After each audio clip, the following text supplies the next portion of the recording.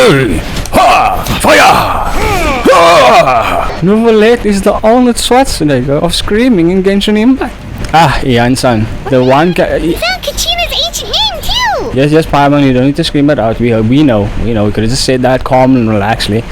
Anyways, Ian-san does nothing for most of the entirety of Natlan outside of giving us a tidbit of information here and a tidbit of information there. They allude to her doing shit, but I never quite see her doing shit. That's what I'm trying to say. What happened at the stadium? Well, it's fairly complicated. Let me give you the condensed version. I would like the full version just in case, in case Paimon doesn't understand. You know, Paimon's not the smartest of fairies, floating fairy things. What are you, Paimon? You learn the Power Rockers battle against the captain, as well as the second. Huey again? We can't go anywhere without them causing trouble. I'm grown tired of the Fatus. Is that how you say it in this more than one Fatus? But what if the Fatui finds out you've lost your power? Won't they try to take advantage of the situation? Again, why would they force her to lose her power? This part of the story confuses the shit out of me. Because the captain causes Mualani to lose her power, fucking up Mualani's plan initially. Luckily she has plan C through Z. The captain then decides to team up with her. And Mualani's like, alright, more muscle the better. But the way I see it is, didn't he fuck up plan C? Which would have mean everything would have went a lot smoother. I'm just saying, you can't necessarily like the captain in the situation, no matter how much of a martyr he becomes. That's why it has to be our little secret. No one else can know, or we're asking for trouble. Trouble is my middle name. LUMINE, Trouble. What's my last name again? Look, I wish I could offer you some sort of consolation, but I won't lie to you. With multiple factions closing in, there's nothing comforting about the situation we're facing. Tuesday for me. Still, all you need to do is focus on your goal. You can leave the complicated matters to me. Sorry to interject. What exactly is the goal here? Summon Kachina in the flames of eternal fire. You do know what the eternal fire represents, right? I can also step in on the Pyro Archon's behalf. There's a limit to what I can accomplish, but I'll help you however I can. Shut up, you do nothing. There's no need to be so modest, Dion-san. Your incredible strength has long been a well-known fact. Oh, incredible strength. Even though it took a year to fucking be released, bro. Archon, I'm sorry about before. You have so much on your plate. So much that you have to worry about. But all I could do was focus on my own feelings. All that on your plate, huh? Keeping you big bone? Big back, big bone? You have nothing to be sorry about. We all get overwhelmed by our emotions, myself included. Your reaction to Kachina's disappearance, I'm still a little confused at Mualani. Like, I understand her anger, because MAVUIKA can't bring her back. But it's not MAVUIKA's fault that she couldn't come back. It's Mualani's fault for getting Kachina into the Night Warden War to begin with. Why didn't Chaska fly the bitch out? I don't understand. Well, now that we have Kachina, Ian-san is all so powerful, so strong. So is Chaska. Nobody thinks fly little 10-9-year-old out into the sky. Ian-san's so strong, she could have carried Kachina out there. Am I wrong? I don't feel like I am. Look, this guy on the heater could have carried her out there. What is this place? Hey, isn't that Atea's talisman? Good eye. This is where I store all the various mementos I've collected. Mementos. Let me guess. We're going to look at the consciousness of Tevat and make sure said consciousness is not going to the world of corruption that wants to kill everything. Whoa. I've never seen this place before. There's so many things in here. It looks like there are items from every tribe. Collecting them must have taken a lot of effort. I suppose you could think of it as a hobby of sorts. In Natlan, everyone grows up listening to the stories of heroes, and physical items do a far better job of preserving those stories than our own memory. Now, I still have some preparations to make for the ceremony, so feel free to take a look around in the meantime. If you're curious about an item, I'm more than willing to tell you about its origins. Alright, we'll have a look. My brain kinda went silent there. Right, talk to Chaska. This flower looks like it's thriving. You must be good at taking care of plants, Archon. Kind of an ironic situation considering that she causes burning. Fishing basket looks familiar. It's your mom's fishing basket. Oh! Hey, there's a fishing rod here. It must have belonged to the people of the springs. That's right. It belongs to a legendary fisherman named Matavaru. I have his entire set of fishing equipment, actually. Let me guess, it's some sort of legendary fishing equipment that summons fish out of the ocean without even reeling them in. He and I met in a tavern.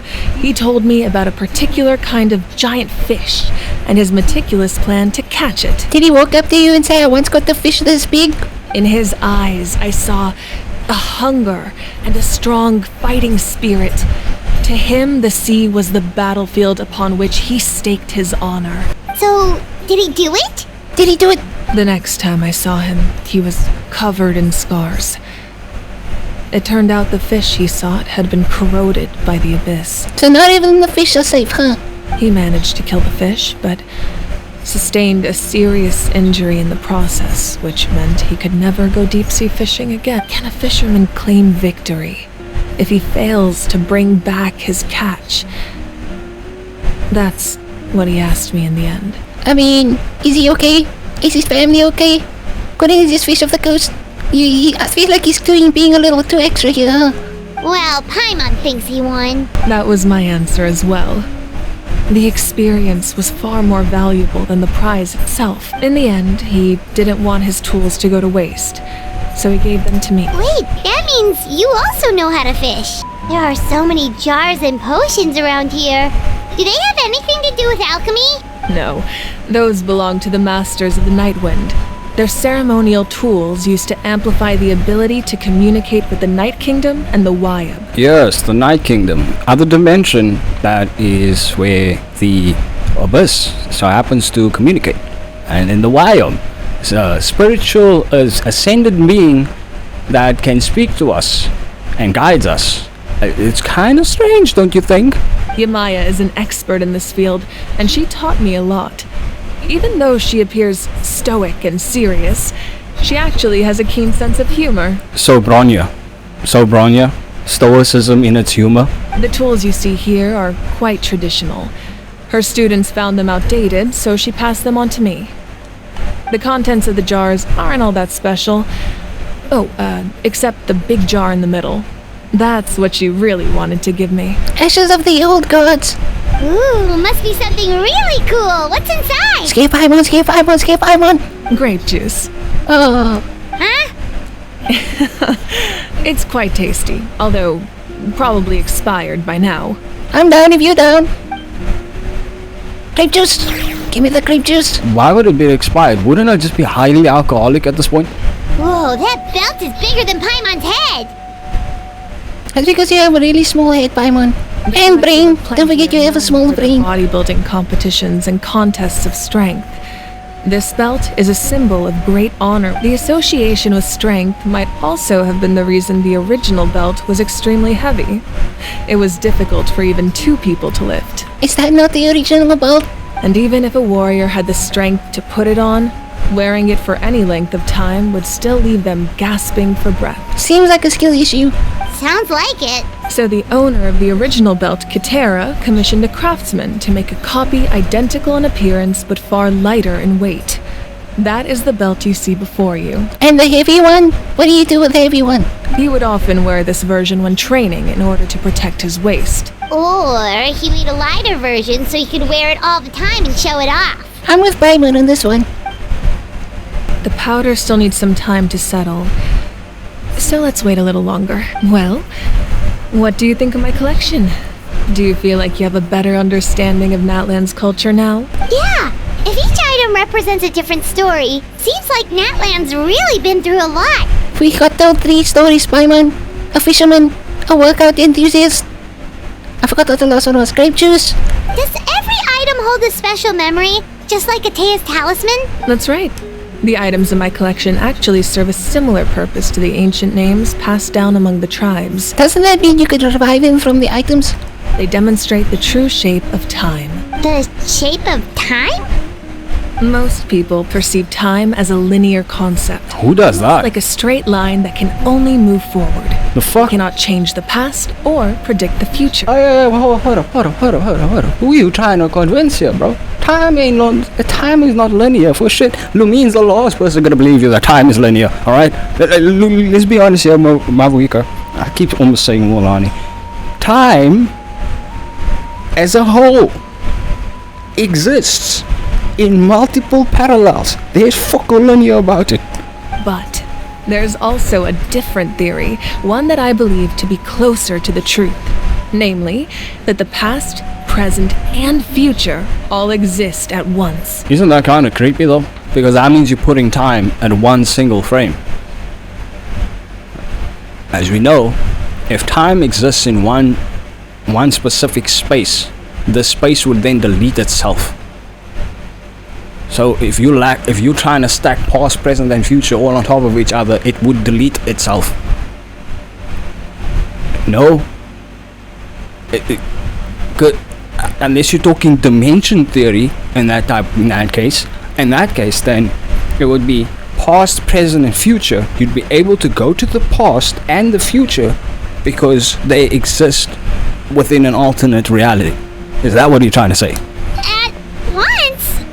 Paimon's not sure she understands. I've played enough on Game Impact to know not to listen to you right now before you go into massive exposition on why time is three things and one thing all at the same time. Let's say your journey ended right now. Thinking back on your experience in each nation, which one would you say was the most important? I'd have to say all of them. Exactly. Even at the end of your journey, the things you experienced along the way don't cease to exist. They become part of who you are. Duh. What? You're gonna say because the past follows us and we exist in the present and we're going to carry everything in the future, everything exists at once? Take out a portion of that journey and you would likely make very different decisions and eventually arrive at a very different destination. Sure. The future is the same way. It exists even though it has yet to come to pass. We just lack the means to perceive it. Yeah, going to create a portal to the future to carry our pasts to the future. Why does this sound legit? If you think about it, right? The people of the future goes to the past, brings the past closer to the future, so that the future becomes the future sooner. I am not getting into this. This is crazy town. Of course, there are those with the power to foresee the future. They simply call it by a different name. Fate. You're quite familiar with that concept, I would imagine. Yeah, I'm not tired too much about that. That does kinda make sense. The future hasn't happened, but already exists. If we go by that theory, right, and people of the future go to the past, bring the past closer towards the future, then what they're saying really does make sense. Just a thought. Humanity excels at living in the present, but too often we forget the past and neglect the future. So ancient names record the past. While the pilgrimage and the Night Warden Wars lead us to a better future. Only by uniting the people of Natlan across countless eras can we fight back against an enemy as formidable as the Abyss.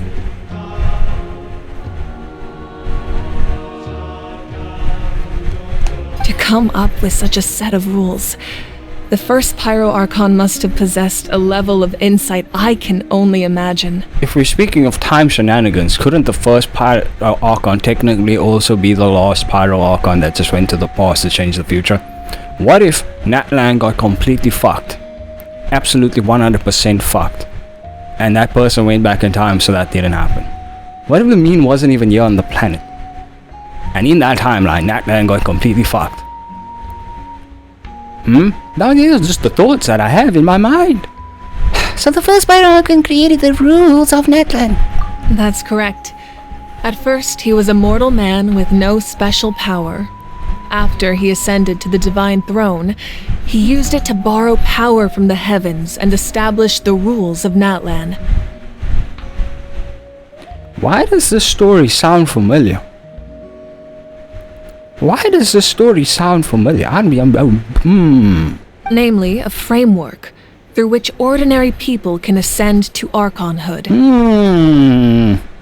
By holding the pilgrimage, we're able to determine the strongest among us. And when that person ascends to the divine throne, their inner flame will awaken. And you wonder why Celestia is mad at the Archons? In addition, the sacred flame will grant them significant knowledge and memory of this land. After all, that's how I came to know everything I just told you. So one gigantic library full of information. I understand it. So it all comes down to the power of the divine throne and the rules. Wait, is that a family portrait? Yes, that's my mother, father, younger sister, and the little Saurians we raised. It's funny because the little sister looks exactly like the mom in Nefa's story quest. I turned a piece of my dad's leather Story armor quest? into a canvas and commissioned a famous artist to paint our likeness. Your sister is so cute! It looks like the two of you are really close. She's dead, Paimon.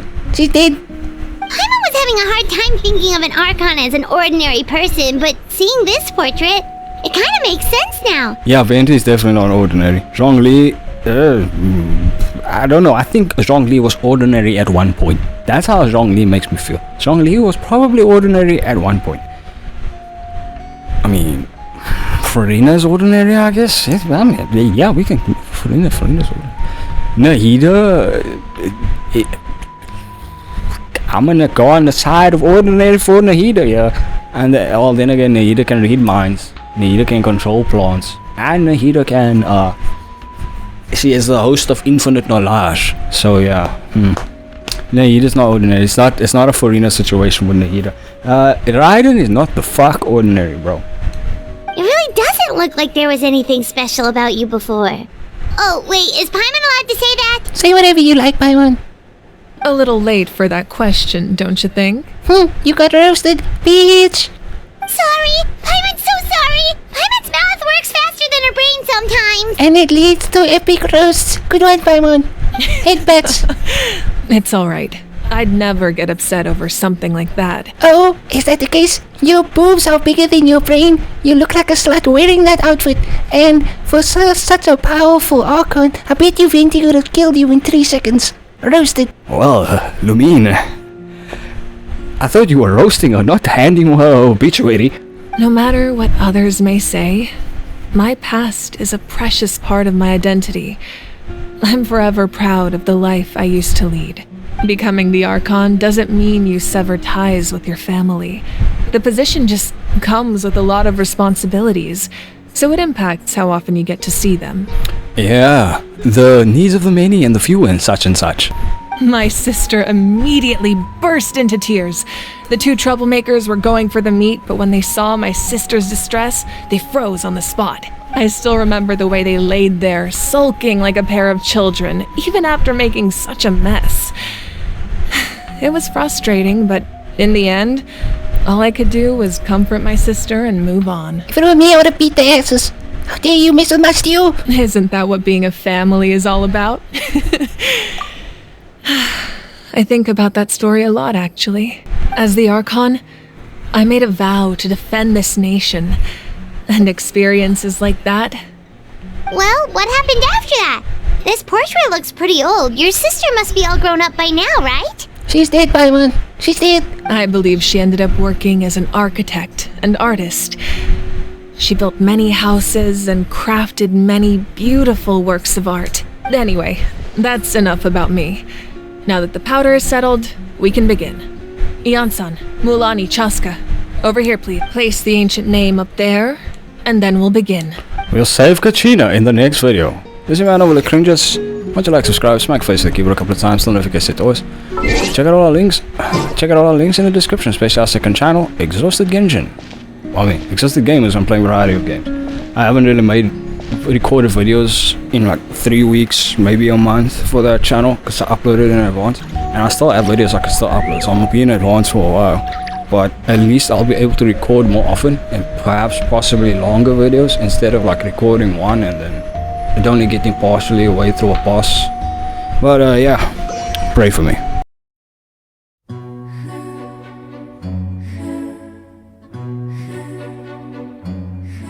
It's alright. I'd never get upset over something like that. Oh, is that the case? Your boobs are bigger than your brain. You look like a slut wearing that outfit. And for such a powerful Archon, I bet you Venti would have killed you in 3 seconds. Roasted.